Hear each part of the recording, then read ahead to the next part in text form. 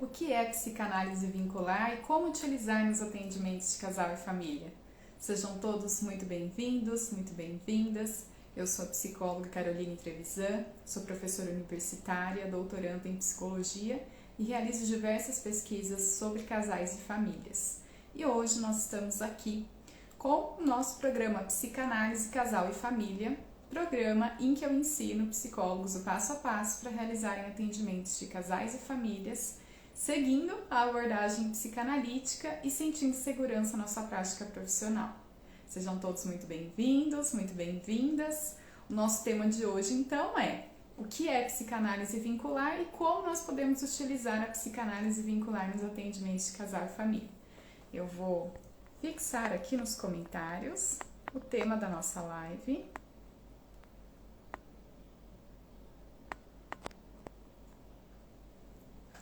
E vamos então começar a falar um pouquinho sobre isso, sobre o que é a psicanálise vincular, por que a gente tem que falar dela, qual que é a importância da gente estar trabalhando sobre esse tema. E a psicanálise vincular é uma vertente da psicanálise, só que é uma vertente que vai estudar casais e famílias. E o foco da psicanálise vincular é justamente o estudo dos vínculos. Então, o vínculo é aquilo que acontece entre as pessoas. Quando a gente olha um relacionamento, a gente está pensando, né, em cada indivíduo separado e existe algo que a gente chama de vínculo, que é uma ligação entre essas duas pessoas. Essas pessoas elas vão ficar unidas. Isso se caracteriza como vínculo. É uma ligação que é estável, então ao longo do tempo, essa ligação ela acaba sendo mantida. E o vínculo é justamente esse espaço de ligação que acontece entre as pessoas. Normalmente, quando a gente fala de uma psicanálise tradicional ou focada num atendimento individual, a gente está estudando o quê? O que acontece dentro desta pessoa, o que acontece nessa relação dela com ela mesma.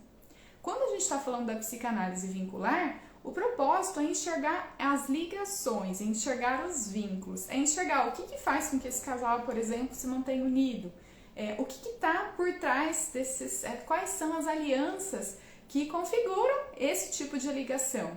Então, a psicanálise vincular vai olhar para isso, não é o que acontece dentro da própria pessoa, ainda que isso seja um ponto importante, mas o que está acontecendo entre as pessoas. E aí, isso é muito fundamental porque a gente precisa ter uma transformação desse nosso olhar a respeito da teoria que a gente vai usar para compreender os nossos pacientes para fazer um atendimento que é um atendimento que inclui mais pessoas, que são os casos das terapias de casais e famílias, porque isso vai incluir um atendimento que vem mais do que um único sujeito individualmente. Portanto, eu preciso compreender como que essas ligações elas estão acontecendo, esses vínculos eles estão acontecendo. E aí por que, né, que a gente deve falar sobre isso? Qual que é a importância de se falar, entender o que é a psicanálise vincular? Porque quando a gente tem uma base teórica e técnica que a gente entende, que a gente compreende, que é direcionado para o nosso foco de atendimento, como é o caso dos atendimentos de casais e famílias, a gente sente uma segurança em realizar os nossos atendimentos. Por quê? Porque nós estamos olhando por uma teoria que vai ampliar o olhar de um atendimento individual. E se a gente tenta... É uma confusão muito comum, né? Se você vai tentar fazer um atendimento que é um atendimento de casal e família, por exemplo, que é um atendimento que vai incluir o quê? Mais pessoas na sessão, né? Nós estamos falando das pessoas ali, uma falando e a outra respondendo, estando presente, ouvindo, tendo algum tipo de reação ou não tendo reação, mas estando ali. Isso tudo, né, configura um tipo de atendimento diferente do individual. E se a gente vai para um atendimento de casal e família com uma vertente que implica muito nos aspectos individuais e intrapsíquicos, a gente não tem segurança para realizar esse atendimento. Por quê? Porque é como se a gente estivesse o tempo inteiro tentando adaptar a teoria de um atendimento individual para um atendimento de casal e família, para um atendimento com mais pessoas. Só que a base teórica que nós temos de atendimento individual, ela é importante, ela é muito válida, ela é a nossa base, justamente, mas se eu não mudo, né, essa vertente para enxergar uma possibilidade teórica e prática, porque esse é o nosso ponto, né, da segurança, é o que fazer ali na hora, como entender. Se a gente não faz essa mudança e a gente só tenta adaptar, a gente vai sentir o tempo inteiro que algo está faltando, uma sensação de que é insegurança, realmente, né? De que eu não sei o que fazer, eu não sei como eu faço para lidar com essa situação. Então, isso acaba gerando essa confusão, né? De que, vamos lá, vamos usar a base que a gente tem, a gente só adapta para o casal e a família. Não dá para adaptar, a gente tem que ter teorias próprias que falem sobre esse tipo de atendimento. E a psicanálise vincular, ela é então, né, essa vertente da psicanálise que vai nos ajudar a compreender estes vínculos, compreender essas ligações, esses elos que são feitos entre as pessoas e como que isso se configura e situações de problemas, dificuldades, divergências, situações de às vezes um quase rompimento desses vínculos. Isso vai se configurar, né, como aquilo que nós vamos trabalhar, o nosso foco quando a gente está pensando no atendimento de casal e família. E a psicanálise vincular vem para dar conta disso, para direcionar para a gente formas que nós temos de conseguir compreender esse tipo de demanda, que é diferente da individual. Os temas, gente, eles até podem ser parecidos, né? A gente vê isso em atendimento individual, atendimento de casais, por exemplo, demandas de comunicação, muitas dificuldades de se comunicar. E às vezes o nosso paciente individual, ele traz isso, né? Ele fala pra gente que está difícil, que ele diz para o outro como que ele se sente, porém, ele sente que o outro não entende, que o outro não corresponde, que a outra pessoa não consegue entender exatamente o que ela quis dizer. Isso, gente, é tão comum que eu acho difícil, se você tem um pouco de prática clínica, a não ser que você tenha atendido outras demandas muito distantes, mas é muito comum nós ouvirmos esse tipo de demanda, né? Dos pacientes, nos relatando o quanto que é difícil se relacionar, o quanto que é difícil conversar, o quanto que é difícil sentir que o outro entende o que está acontecendo, né? Entende o que eu estou querendo dizer e chegar numa conciliação no relacionamento.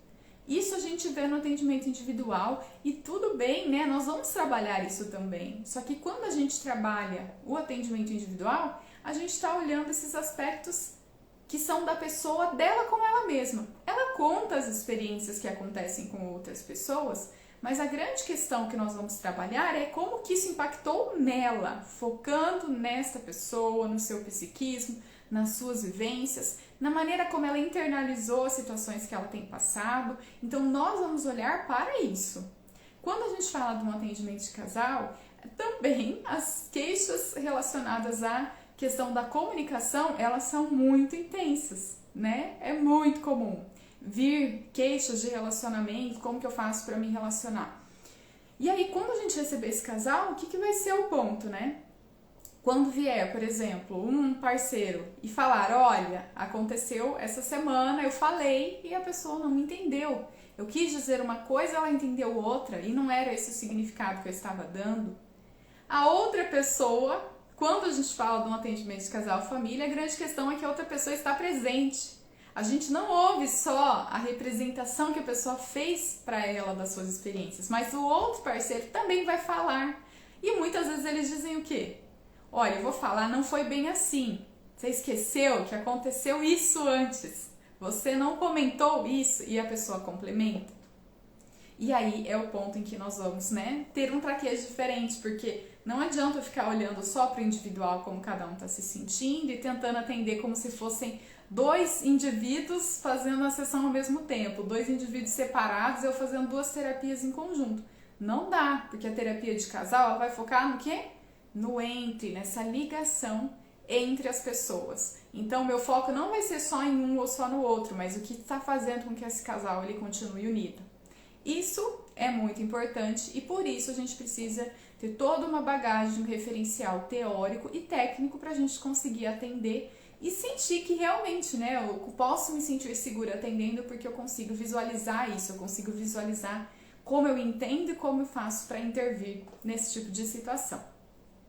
Bom, as vantagens, né, que a gente tem em falar disso e de pensar em atendimento de casais e famílias é que nós temos uma grande demanda quando a gente pensa em relacionamentos, sejam relacionamentos entre pais e filhos ou sejam relacionamentos amorosos.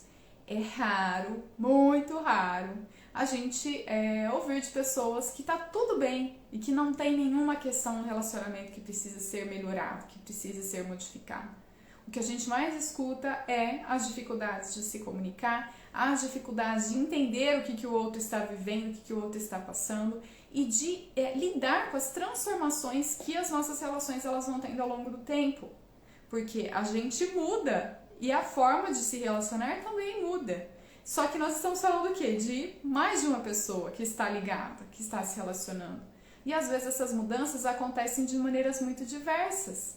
E que eles vão precisar procurar uma nova forma de tentar se encontrar, de tentar manter este vínculo, essa ligação, que ela continue acontecendo ao longo do tempo. Então, nós temos essa demanda altíssima. Demandas, tá? De relacionamento, só para contextualizar. Demandas de pessoas solteiras que não conseguem se vincular em um relacionamento, que tem muito medo por experiências que já passaram anteriormente, que foram sofridas. A gente tem demandas de relacionamentos que, né, estão acontecendo e que existe uma dificuldade grande de se comunicar. Nós temos relacionamentos entre pais e filhos, né, especialmente em alguns momentos da vida isso se intensifica, fase de adolescência dos filhos, que é uma fase que exige uma reorganização desses investimentos afetivos entre todas as pessoas, porque o adolescente está mudando e os pais também estão mudando, porque o tempo está passando, né? E eles também mudam ao longo do tempo. Tudo isso são demandas que a gente tem muito, muito, muito, muito mesmo. Então a gente precisa repensar, abrir nosso campo de visão, que a gente pode fazer atendimentos diferentes do individual. E aí vamos então chegar no nosso atendimento de casais e famílias. E a minha proposta aqui é que a gente fale sobre esse atendimento por meio da psicanálise.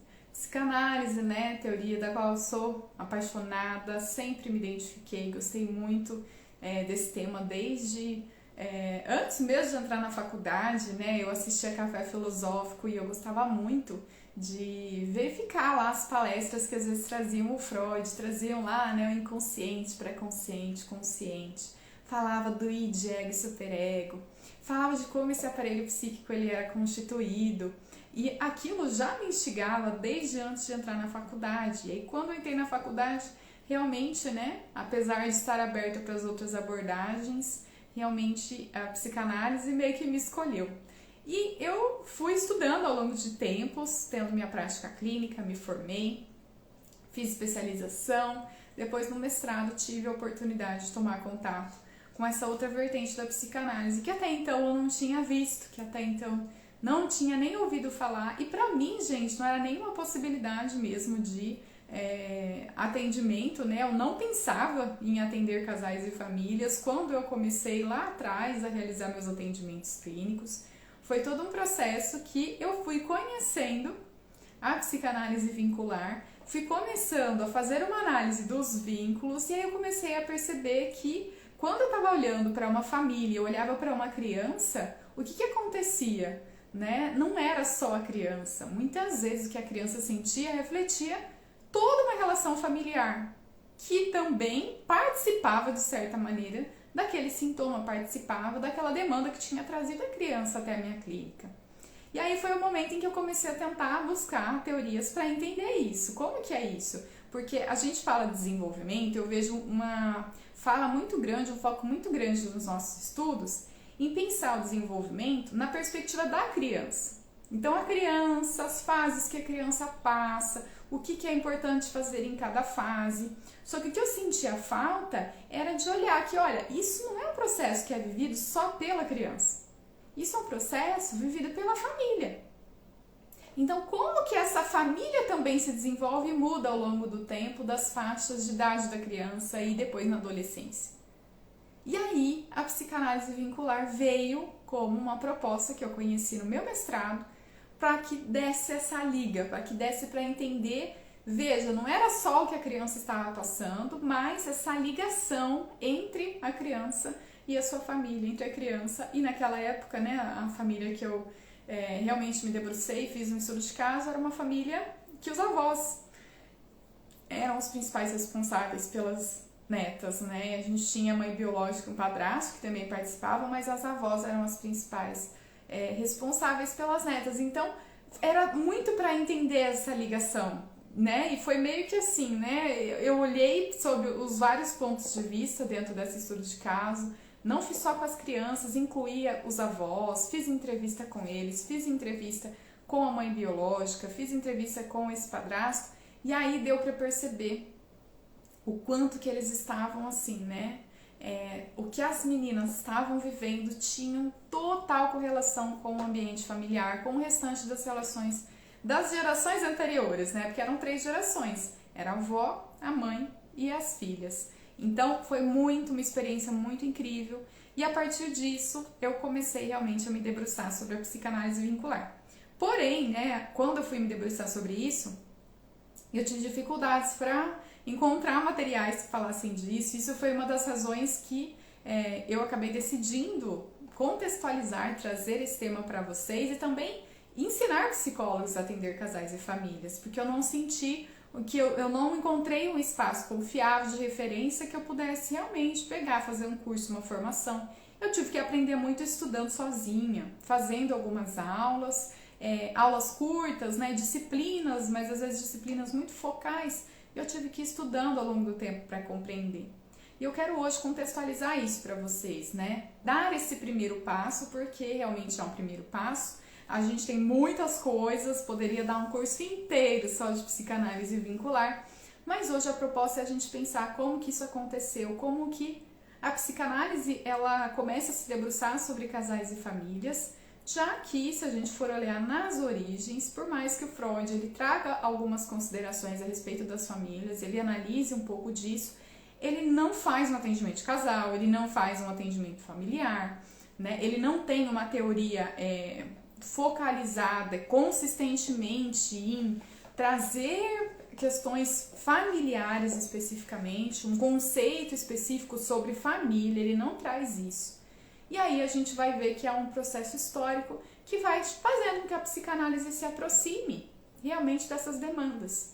E isso começa especialmente, gente, a partir dos anos 50, né, do século passado, nosso século 20. Então, depois de 1950 que a gente vê assim um estudo mais intenso da psicologia, e aí a psicanálise é uma das abordagens que se aproxima disso, mas um estudo mais intenso para conseguir compreender as questões familiares. O que a gente tinha, né?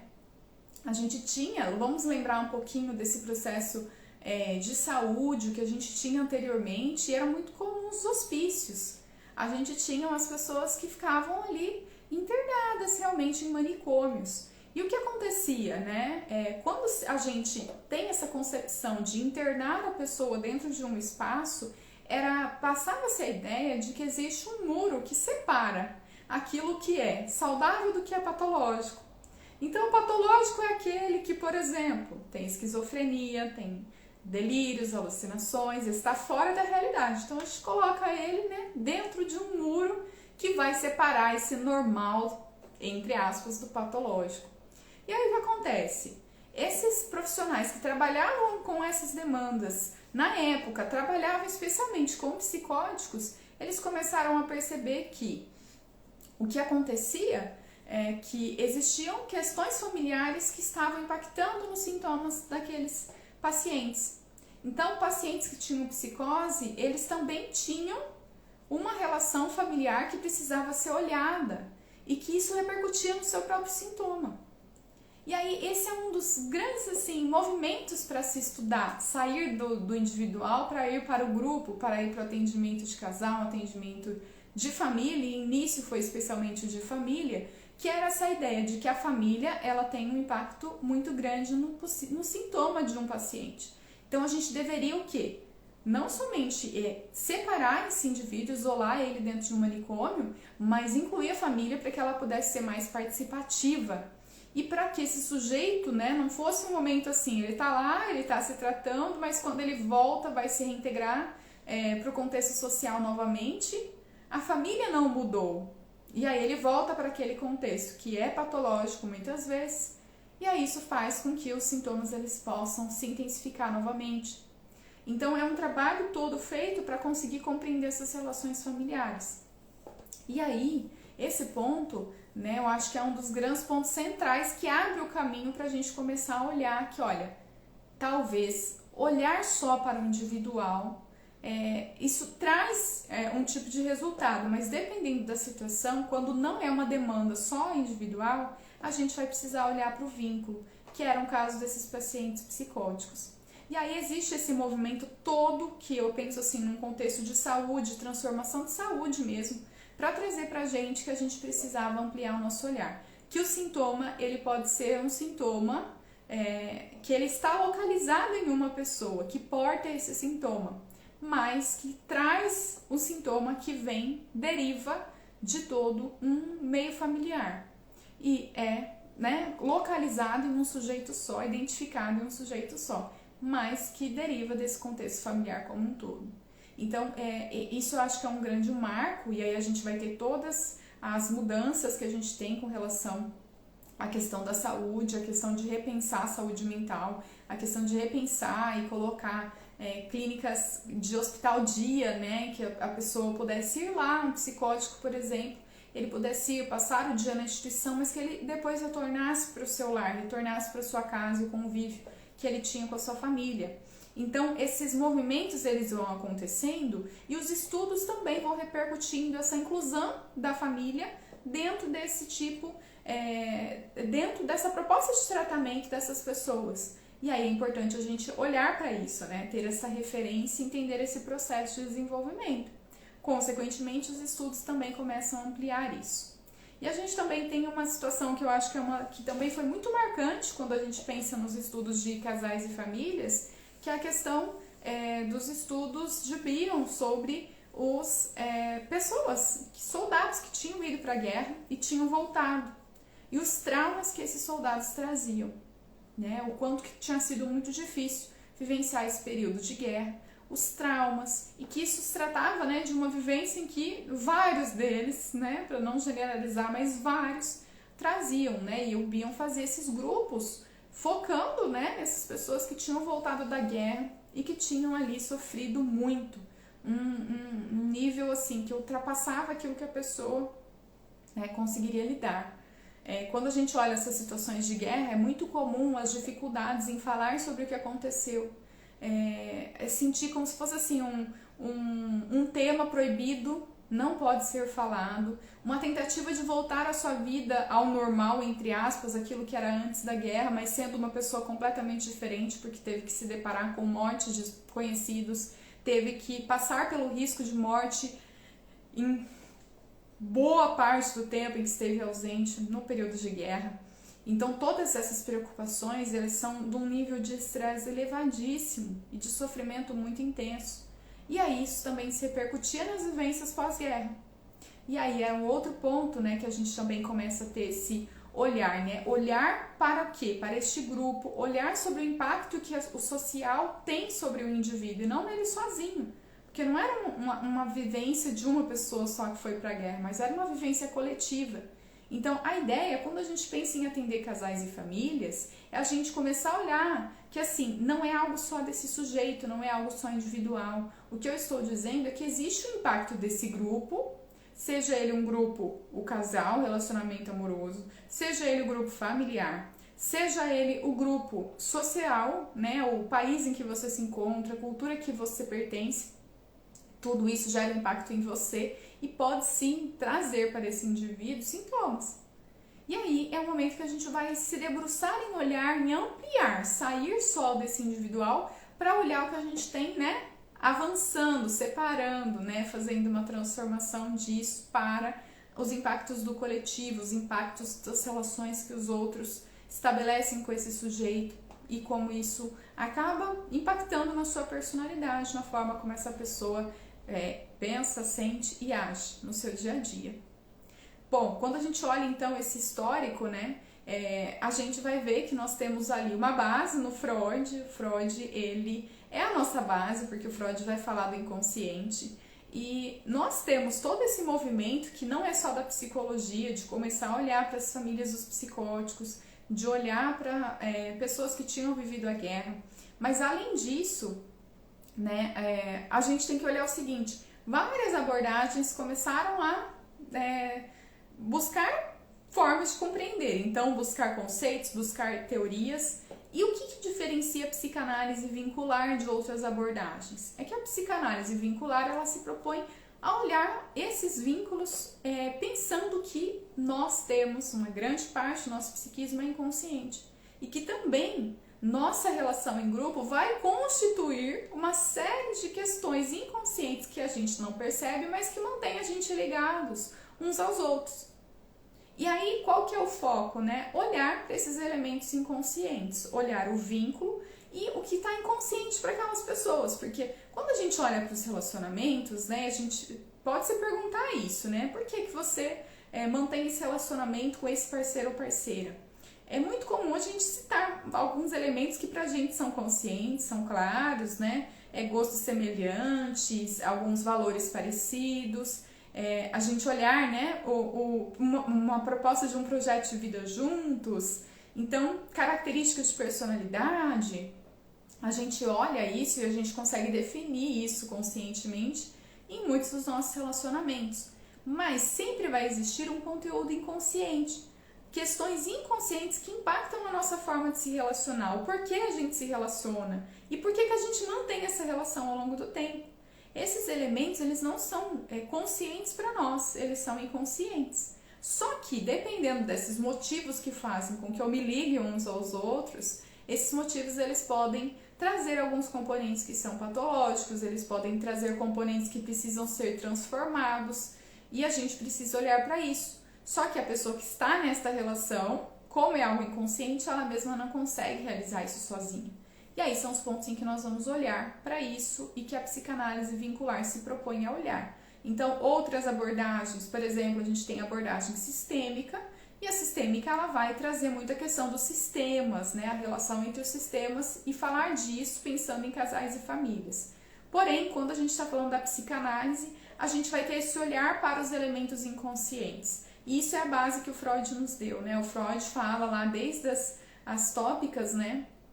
Ele vai falar pra gente a questão do inconsciente, da importância do inconsciente, o quanto nós temos uma grande parte do nosso psiquismo que é inconsciente, que nós não temos acesso, que a gente não consegue perceber e que nós, psicólogos, vamos olhar pelas vias indiretas, pelos sonhos, pelos atos falhos, a gente vai olhar por meio dos xixos, das piadinhas, por meio da transferência, a gente vai olhar esses elementos, pensar, né, que esses elementos eles vêm à tona do inconsciente, aquilo que a própria pessoa não percebe. Nos relacionamentos, a mesma coisa. O que está ligando este casal, que mantém essa ligação unida, os motivos que são alguns conscientes, mas muitos outros inconscientes de terem constituído esse casal e não o outro, porque esse parceiro e não o outro, tudo isso, né, tem uma série de elementos inconscientes e que isso pode ser apontado por nós no processo de psicoterapia. E quando as pessoas elas passam a entender isso de uma outra maneira, elas também passam a poder lidar com isso de formas diferentes. E esse é o nosso propósito. Então a gente usa a base do Freud, a gente não nega o Freud, psicanálise vincular não vem para romper com o que o Freud trazia. Inclusive, né, a base são vários textos do Freud, inclusive os textos que falam mais a respeito de questões sociais, análises sociais que o Freud faz. Eles dão algumas aberturas para a gente poder pensar nisso, no vínculo, sair dessa ideia do psiquismo individual, mas entender que existe o grupo, ele se constitui com elementos inconscientes e que a gente também deve compreender esse grupo. Então, ele dá a base e a gente tem autores argentinos, autores franceses, que vão pegar e vão desenvolver teorias para falar sobre isso, para explicar isso, para realmente poder contextualizar e dar o que é o alicerce para a gente poder fazer atendimentos de casais e famílias. Bom, quando a gente fala então da psicanálise, a gente está falando desses atendimentos, né, de casais e famílias. Nós estamos falando então do estudo do estudo entre os sujeitos, o que acontece entre os sujeitos. Eu vou estudar o vínculo. E o vínculo, como eu estava dizendo, né? O vínculo, ele tem uma ligação, né? É uma ligação entre sujeitos, dois ou mais sujeitos que eles vão se ligar. E essa ligação, ela acontece entre essas pessoas e é uma relação que a gente entende que é relativamente estável no tempo. Então, as pessoas ficam, os vínculos, a gente entende que existe ali uma duração, um tempo em que eles estão acontecendo. E é uma ligação estável, relativamente estável ao longo do tempo. Não é permanente, por quê? Porque vínculos sempre podem ser rompidos. Então, não é uma situação permanente, uma relação entre um parceiro e uma parceira, uma relação, enfim, entre pais e filhos, ainda que exista uma relação consanguínea, que não tem como mudar muitas vezes, nós vamos ter o quê? Às vezes rompimentos, famílias em que as pessoas deixam de se falar, realmente. Existe uma falta de aceitação ou uma mudança tão radical que é impossível dessa família continuar junto, né? Então, nós temos essas transformações. Então, a gente fala que o vínculo é uma ligação relativamente estável, porque relativamente estável no sentido que já vem de um tempo, aquilo está sendo construído e mantido, mas não que seja algo que é impossível de se alterar ou de se desfazer ou se transformar. Os vínculos, eles se transformam realmente ao longo do tempo. E esse vínculo que nós vamos ter com as pessoas, eles mudam porque cada pessoa muda e, consequentemente, a relação que essas pessoas vão ter também vai mudar ao longo do tempo. E aí, quando a gente fala do casal e família, nós vamos então olhar para o quê? Para esse vínculo, essa ligação entre as pessoas. O foco, ele deixa de ser somente no individual, como essa pessoa se sente, como que ela internaliza essas experiências, como que ela vive isso, né, dentro dela, internamente, para uma situação em que as pessoas estão falando ali, né, o tempo, as duas estão falando na sessão. E o que a gente vai olhar? Como que eles reagem um ao outro, como que eles se relacionam. Existe um espaço para escutar o outro efetivamente ou não, é a falta desse espaço.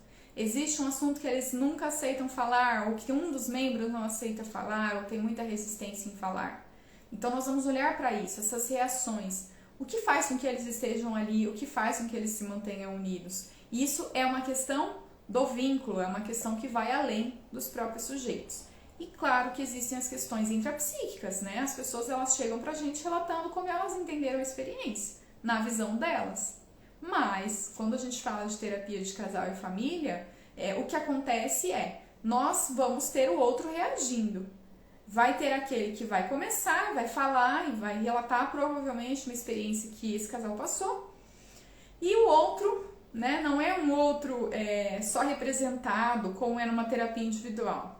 Que a pessoa fala, traz o outro para a sessão, mas o outro, ele é o outro que eu representei, é o outro como eu internalizei. E aí a pessoa relata e você escuta, mas o outro não está ali fisicamente presente.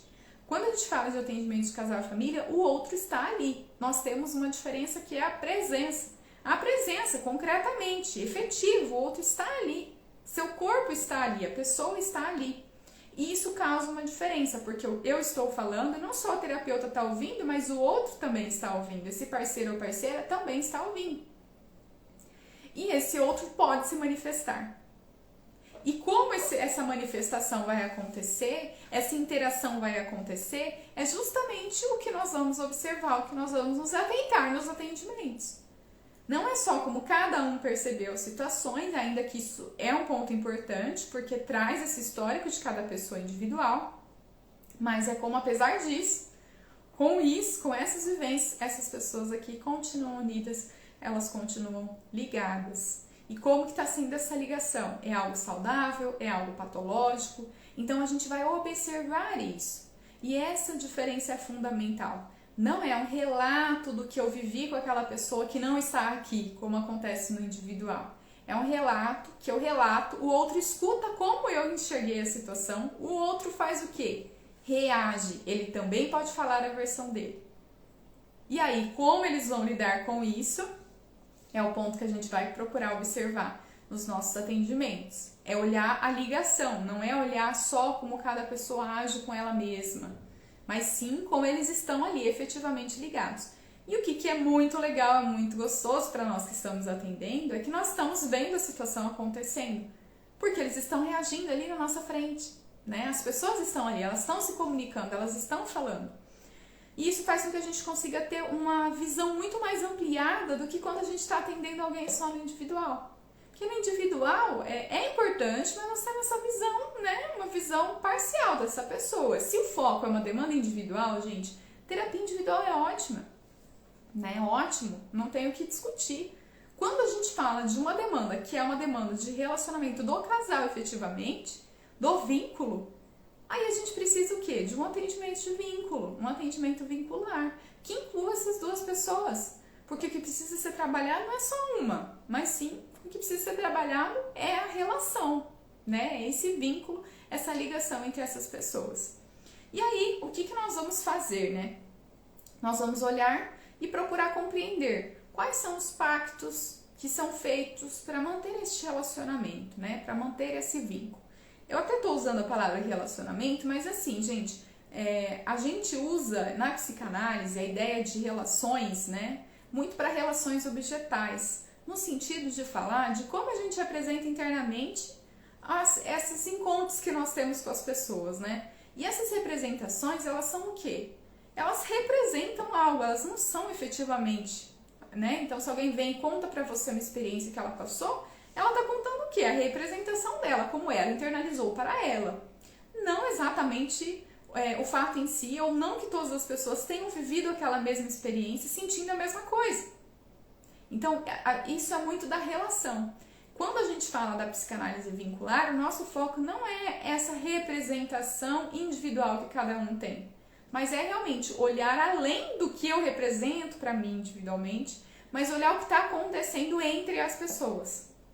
Então é um outro passo, um pouco além. Por isso, às vezes, a gente até evita usar a palavra relações, porque remete a uma outra conceituação da psicanálise que não é a proposta da vincular. A proposta vincular é realmente o vínculo, é essa presença, uma presença realmente uma presença concreta, o outro está ali, não só por meio da minha fala, mas sim realmente estando presente nessa relação, né? Nesse atendimento no nosso caso, quando a gente está pensando no atendimento de casal e família.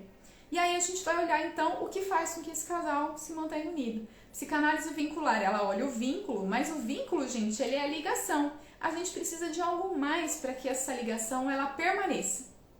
Não é só ligar, é ligar e manter ligado ao longo do tempo. E para se manter ligado, nós vamos ter uma série de acordos, conscientes e inconscientes, para que essa relação ela se mantenha.